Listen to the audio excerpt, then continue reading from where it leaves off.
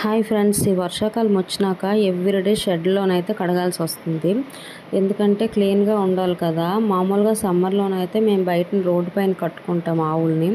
ఇప్పుడైతే రోజు షెడ్లో కడతాము. ఏ టైంకి వర్షం వస్తుందో తెలియదు కదా. ఇప్పుడు 1 వీక్ నుంచి వర్షం వస్తూనే ఉంది, అలా పడుతూనే ఉంది. అందు గురించి అనమాట. ఇక్కడ వచ్చేసి రోజు క్లీన్ చేసుకోవాలి, ఎందుకంటే మళ్ళీ ఏమైనా దోమలు అవి అవుతాయి కదా, అలాగని చెప్పేసి అనమాట.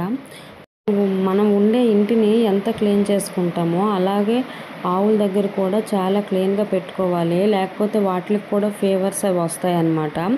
అందు గురించి మేము మిల్కింగ్ మిషన్తోనే పాలు తీస్తాము. ఇదిగోండి, ఇదే మిల్కింగ్ మిషన్ తాలూగా పైపులు. ఇవి కూడా అలాగా పైప్తోనే క్లీన్ చేసుకుంటాము. ఆ ప్రెజర్ వల్ల అనమాట అందులో ఉండే పాలు అవన్నీ క్లీన్ అయిపోతాయి అన్నమాట నీట్గా. ఇప్పుడే మన వీడియోస్ని చూస్తున్న వాళ్ళు ప్లీజ్ సబ్స్క్రైబ్ చేసుకొని ఛానల్ని సపోర్ట్ చేయండి ఫ్రెండ్స్. లైక్ చేయండి, షేర్ చేయండి.